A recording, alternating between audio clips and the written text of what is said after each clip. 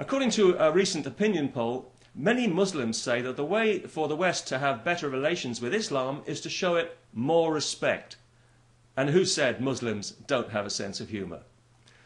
Given that Islam is officially above criticism in the West, it's hard to imagine how we could give it any more respect short of closing down all the pubs, growing beards and beating up women who don't want to dress like nuns. Ah, yes, of course. Silly me.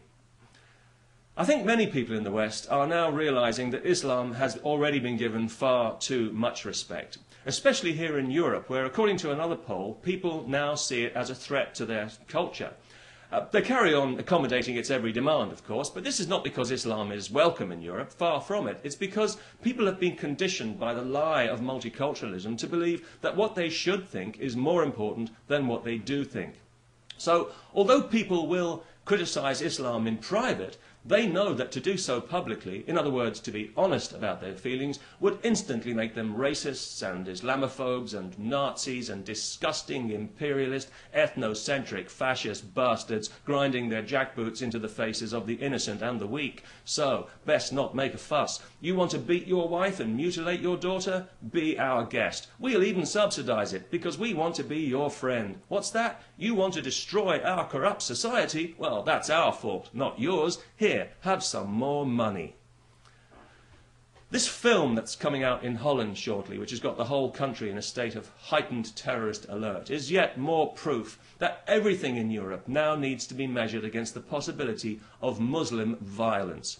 Every play, every film, every art exhibition, every magazine article, in fact, our whole culture is now subject to Muslim approval.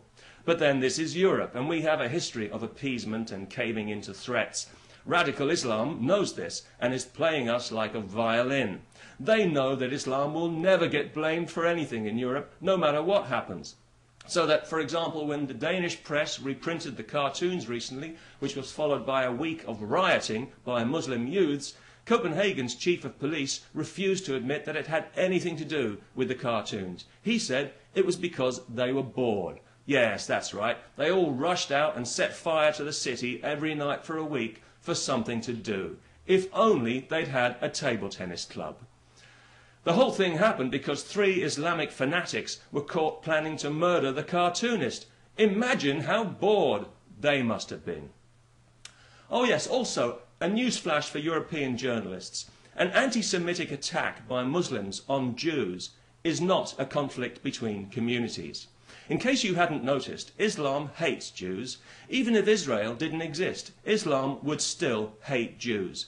Their holy book tells Muslims that they should hate Jews. So I think you'll find what's happening is not a conflict between communities at all, but a violent, unprovoked, racist attack by Muslims on Jews because they're Jews. Just thought I'd clear that one up for you so that you can report it accurately next time, if you bother to report it at all.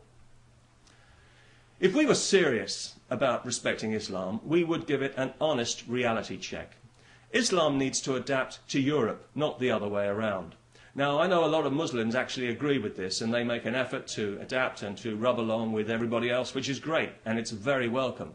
But we all know that a lot of others don't, which is why many European cities have large Muslim ghettos controlled by religious bigots, where indigenous laws and values are increasingly unwelcome. Places full of people who have no intention of integrating and who want nothing less than the end of our civilization while we pander and defer to them, thanks to a biased press, a complacent judiciary and the kind of politicians you wouldn't wish on your worst enemy. Actually, you probably would. And this situation is as much a threat to the freedom of ordinary Muslims as it is to everybody else. And it's a clear indication that what we need in Europe now is not more respect for Islam, it's less respect for Islam and more respect for ourselves. We need to stop pretending, because that's what we're doing, pretending that all cultures are equal, when we can clearly see that they're not. Islamic culture is not equal to Western culture. It encourages violence against women, against Jews and homosexuals. It sanctions polygamy and marrying old men to young children in a disgusting travesty of human relations. Anyone in the West advocating these kinds of values would very quickly find themselves in jail. It's not equal, it's inferior.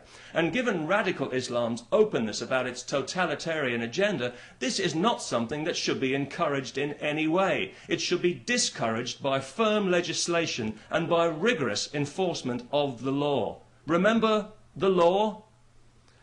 Now, I know that I'm going to be accused of racism and Islamophobia by the usual self-righteous pinheads, but I don't mind because those words have no value in this context.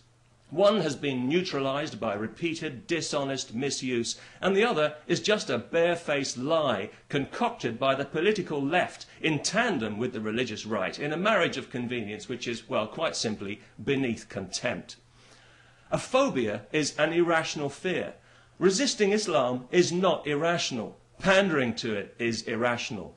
Indulging the lie that Islamic culture is somehow equal to Western culture while ignoring the victims of that culture is more than irrational, it's downright criminal.